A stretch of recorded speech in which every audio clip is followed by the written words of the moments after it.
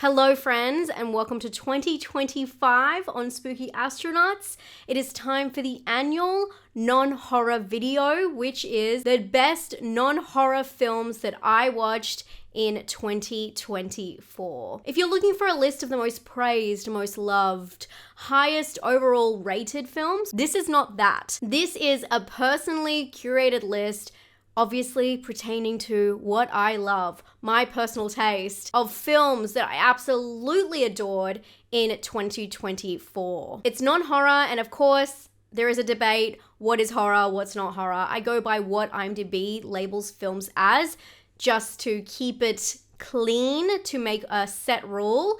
But all good movies, not even horror, just all good movies in general, do not belong in boxes. And unfortunately for these lists, we have to put them in there. But just know it does hurt my very fiber of being. But there are so many people who fight about what's horror and what's not. These are all the films that are not labeled as horror that I loved. And I love so much more. It was really hard to narrow it down. I have a list of 22 that I was going up and down, and it really kills me that I have to do a cutoff point. But that is why we do these videos. It's meant to be a challenge. If you're asking why X, Y, or Z movie is not on this list, which I get a lot of comments in these videos about, A, I didn't watch it, or B, it is not available in my country, or even C, I watched it, I liked it, I just didn't love it. Not in my top 10, maybe in my top 20, maybe in my top 30, maybe nowhere near my top, but this is just my personal list. You guys get it. If you get it, you get it. I promise this time you will not be able to guess what number 1 is. Okay. I cannot believe my number 10 spot is a film that I watched just a few days ago. It's DD. DD is a beautiful comedy drama, and it's set in 2008. It really has that nostalgic vibe, a lot of in-screen activity, MSN, MySpace, all of that good stuff. It really opens you into that world and drops you there, and it felt so nostalgic. But we follow a young boy. He's 13 years old, and he is a Taiwanese American who is learning about his place in the world. It's so 8th grade in a certain way, although that film kind of went for this cringe kind of satire. DD is a very important story about people who feel different in this world, and then also dealing with adolescence, with puberty, with changing, and following this boy and how he sees himself, which has got a lot to do with the title. Basically, he's called 3 different names by his family, by his friends, and by other people for his English name, which is Chris. And it is a reflection on how all of that comes together to create who he is, and then his relationship with his family. It is a slice of life movie. I dare to say it's a honey movie, if you guys know what that means. And I was really moved by it. I think it's really well put together, and it's a very important movie. I'm a firm believer in seeing it and being it. I felt it was just a really realistic film.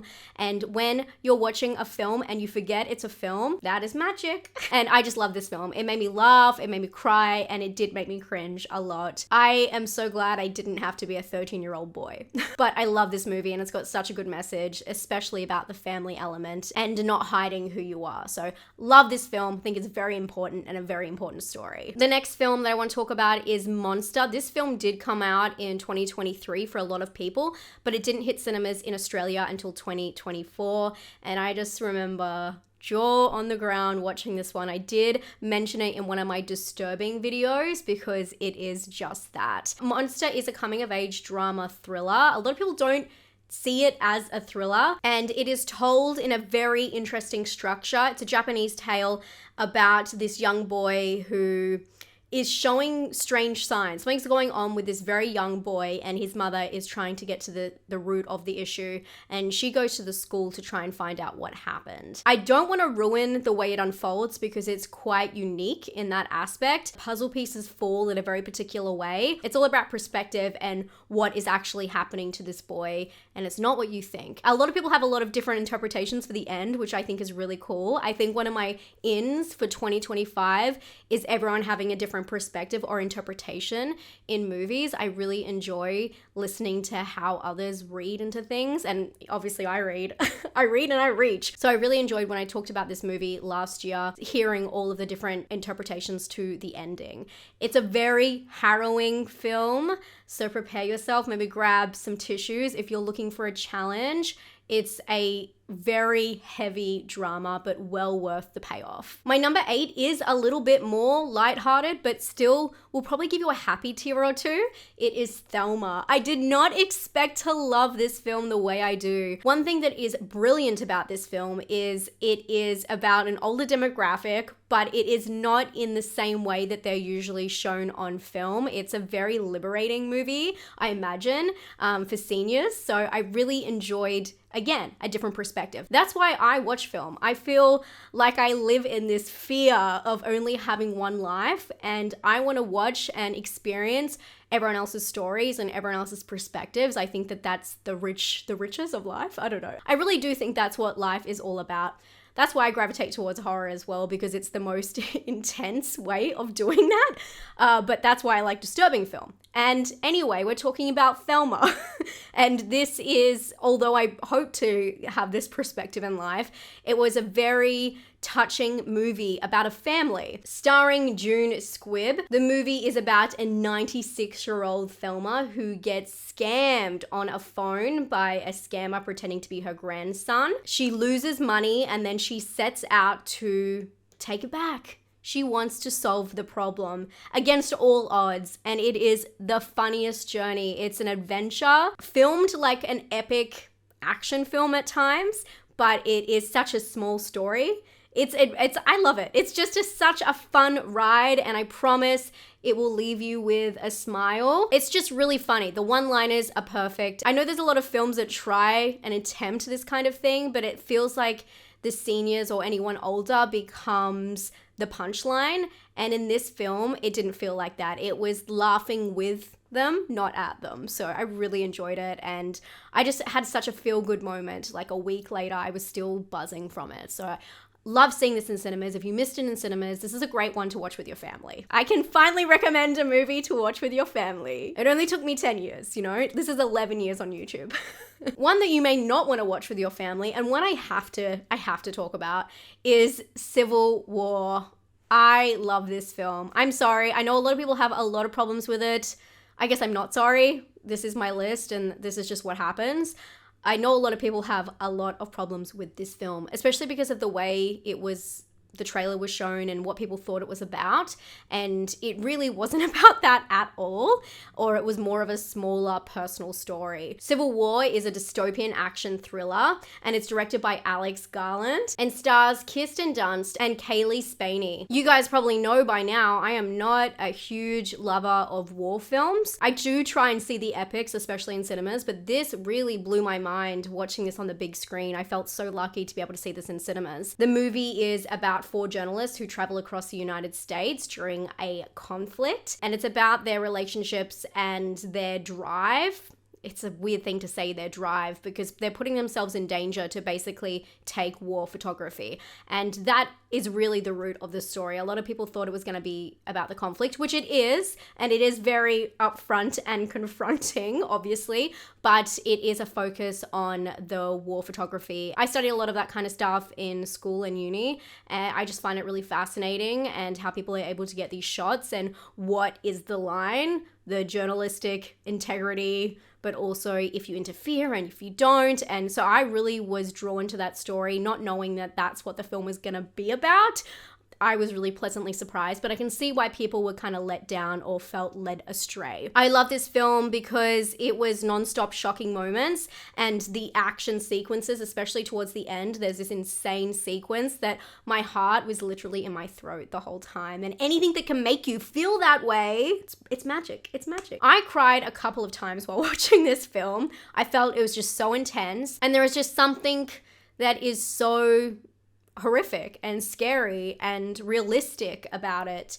And I just really felt for these characters. I understand why a lot of people had a problem with it, but my tailbone was like sitting on the very edge of the seat the entire time. I should have worn my heart rate monitor during that film. It really blew me away.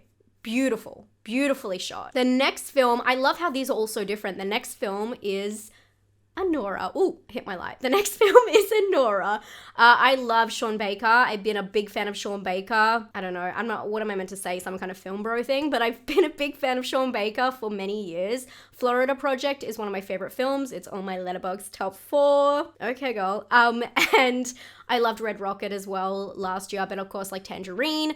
I wasn't sure how I would feel about this, and we got it mega late.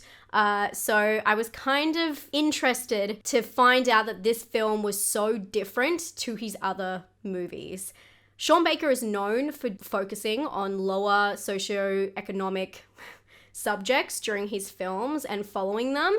And this film just felt different. And for me, and I know this is the personal interpretation and me reading into things. This film for me felt like it was an answer to all of the critiques he's had about that, where he flipped it and we follow this woman who is a struggling stripper. She's got her shit together, but she's not living the high life by any means. And she seems to struggle in her personal life. And she comes across this very wealthy man and the journey it takes her on, you will never guess. And it's kind of this huge setup for just a small portion of their life together, which I just thought it was really interesting, the structure of it. It was a very interesting paced, well, I wouldn't even say paced, but just like the timeline of it was so a lot happening and then just like a very short span of time. And I thought that was really interesting and just so different to any of his other films and just the focus. But of course we have Mikey Madison, who we all know from Scream, right? Obviously. And she is fantastic in this film and she just blows you away. I wanted to put tinsel in my hair. I just love her. And the film, it's hard to talk about because there are so many spoilers, but I just felt like it was an gotcha moment a little bit, and oh God, I wish I could say more, but it was just a really interesting watch, especially in the cinema, especially with a lot of people who were waiting to watch it for a long time. You could hear people sigh and people laugh, and I don't know, it was just a very, again, I'm gonna say it, magical experience.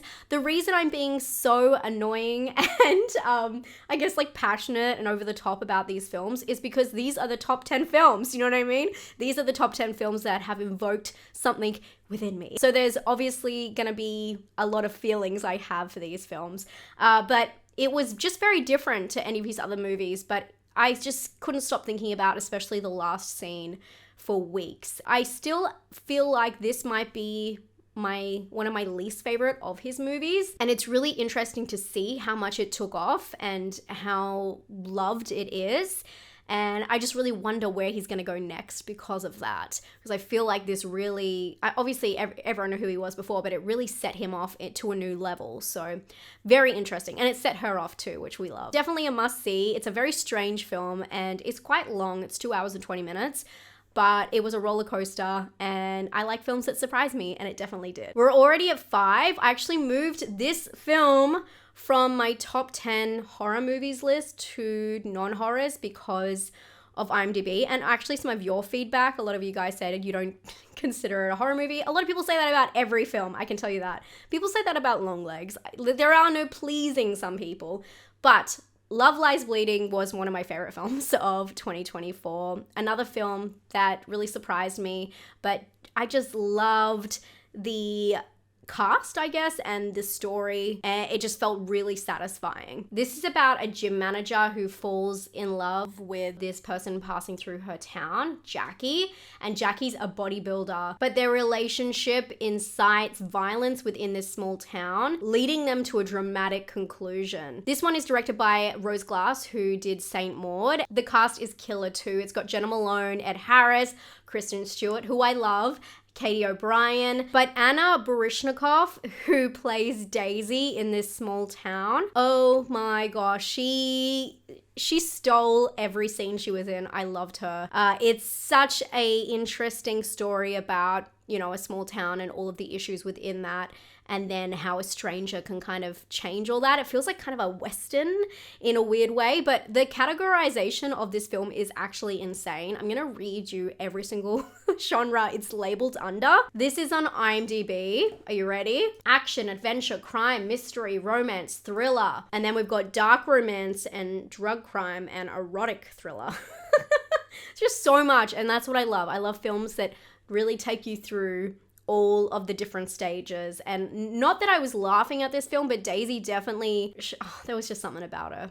Oh my God. But I just really love this story, and the ending had me gagged. I don't want to say too much more, but if you haven't seen it and you do like crime, like dark crimes, you will enjoy it, hopefully. It has a few surprises in there for you. From there, A Different Man. This is another very odd film this one cannot be pigeonholed. This is a comedy drama thriller, and it's about an aspiring actor who undergoes a radical medical procedure to drastically transform his appearance. This stars Sebastian Stan and Renate Reinsva. I hope I said that right. Definitely not. And of course, Adam Pearson, who I actually saw in my town where I live. He came and did a live talk about his experience in Under the Skin. He's a fantastic, really charismatic man, and he's exactly how he is in the film. In this film, I wish I could tell you more how it unravels, but I do think there's even a little bit of like body horror in this movie.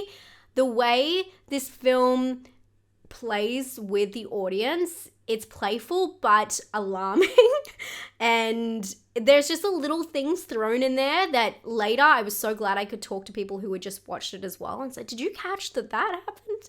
And anything that gets you talking like that, it's really exciting. But the movie is quite dark, and one of those kind of trails that you have no idea where it's going, and it's just pulling you along with it, but you know something big is coming, and it really does keep you on the edge of your seat. It was a very interesting film from start to end, because it is about somebody's struggle with their identity and how the world sees them through a facial anomaly. It's a really important watch, but it doesn't sugarcoat anything, and I just, again, love the different perspective, but it really toys with you in a very fantastic way. I feel bad, but all good films can't really be well explained, you know? You gotta watch them, and I really do recommend that. If you like dark movies that really take you on a journey that you're not expecting to go and make you really feel something and think about the way you see the world. Okay, I'm so sorry. Why do I keep doing this? Number 3, another film that is very complicated is All of Us Strangers. I can tell you, when I first saw this film, I was like, yeah, that was really good. I mean, I bawled my eyes out, don't get me wrong, but I have not stopped thinking about it. And this one does have some huge spoilers. I'm obviously not going to give you any spoilers, but if you haven't seen it yet and you think you're up for the challenge, please see it right away. It's so worth your time. This is a drama romance about a screenwriter who is drawn back to his childhood home, and he moves into this apartment that's very eerie, and he begins this relationship with his neighbor. And from there, it's about him and his relationship with his family and everything that's coming out of him while he's trying to write this book.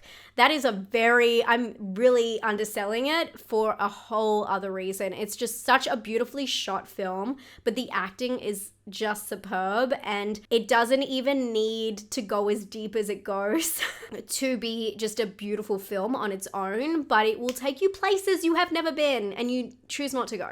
The film stars Andrew Scott and Paul Mescal. It also has Jamie Bell and Claire Foy. It's a fantastic story, very unique. It is loosely based on a novel from the 80s called Strangers. I feel like the way it's adapted to screen, they must have had to change a lot of things because it just works. This is one of those movies that just works as a film, and I cannot imagine how they could write this. Anyway, I have enough teasing you. If you haven't seen it, you probably have no idea what I'm talking about. Just watch it. It's haunted me every night. I have to say that. Okay, another film that has haunted me, Red Rooms. Talking about movies that I cannot talk too much about because of spoilers, this whole list, especially, you know, the top ones, but this film blew my socks off. I want to say up front, if you're looking for a movie that is gory or like visually a lot. This is more of a psychological movie and really putting together the pieces for the reveals. You've got to kind of just wait it out and be really in the zone to watch this film. It's a slow film that really demands a lot of attention and a lot of patience. But if the vibe is right, it hits so hard. In this film, we follow a mysterious woman who is living alone and motives are unknown as she involves herself with a high-profile murder trial. The film is based around this horrendous trial, and the idea of it is to examine how people react to these trials, or I guess when we talk about stands of, I don't really want to say it on YouTube because they keep blocking my videos. People who get obsessed with people who've done bad things. And that was the director's intent with this movie. It's about that relationship and examining that through a few different people.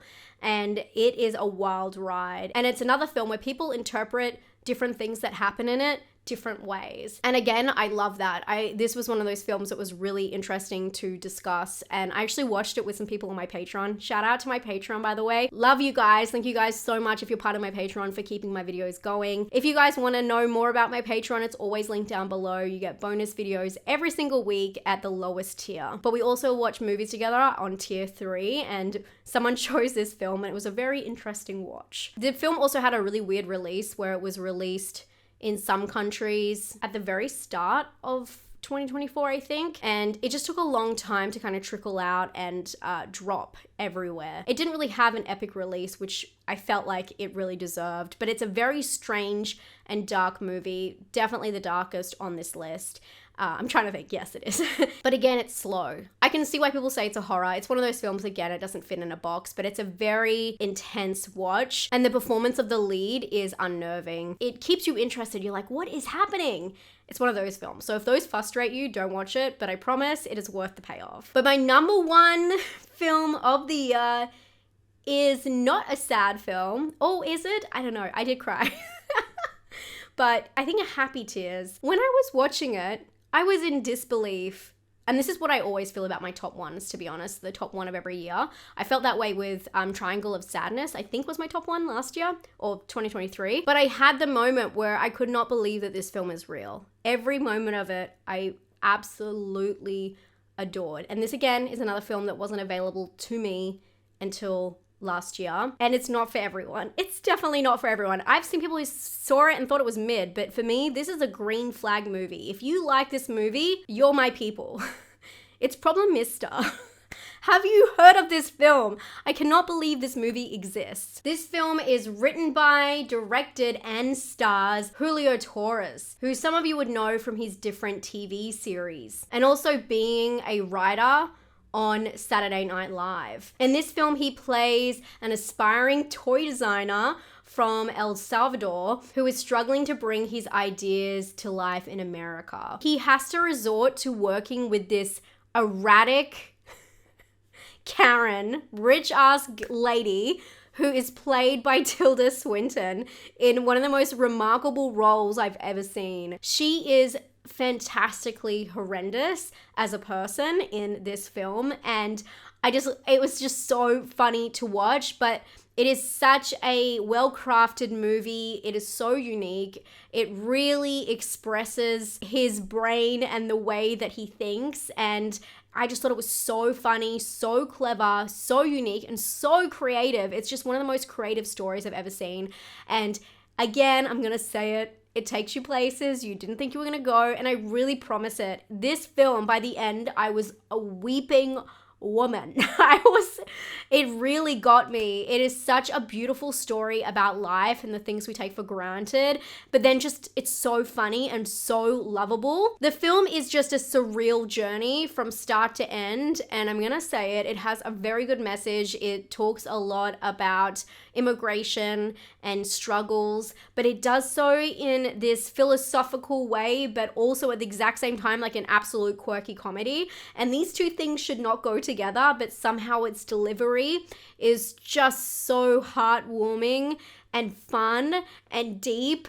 And I just love this movie. I absolutely adore this movie. I know it's not for everybody. It's a quirky movie, It's definitely not a lot of people's comedy. It's more satire, but at the same time, it's over exaggerated. And then it's also quite dry. So it's a very particular style of comedy, but it just hit the spot for me completely, and I absolutely adore this film. I recommend it to everybody all the time. And if you see it and you don't love it, I still feel like it's worth watching. There is no other film like this. Come on, that's gotta mean something. I do want to say I am so sad. There are so many good films that I did not mention, and it's really killing me, but I am very confident in this list. I do want to say just below the fold was Kinds of Kindness and Blink Twice, okay? I had to say that. There are so many movies that are so good. And I do want to mention really quickly a documentary that would have been at the top, but it just didn't vibe. Obviously, they were all very different films, but I didn't have any other documentaries, so I just took it out. It's Beyond Utopia. It's a film about North Korea that I talked about earlier in the year. I have it in a video about disturbing documentaries. It's one of the best documentaries I've ever seen. And if you are interested in anything going on in North Korea, it shows real footage of people trying to escape, and it's done in such a intense manner. The footage, how they collected it, how it even exists is a marvel, and how it got mass released is insane. So if you're interested in that kind of stuff, very important documentary that I do recommend checking out. I'm happy with where we ended, and you know what? It's a good problem to have. When there's too many to fit onto a list, that's a great problem. Thank you guys so much for watching. Thanks for hanging out. I really appreciate it. Don't forget to leave your list down below of your favorite non-horror movies of 2024. I would love to check them out. Please leave them below. And I'll talk to you all very soon. Stay safe and stay spooky. Bye, friends.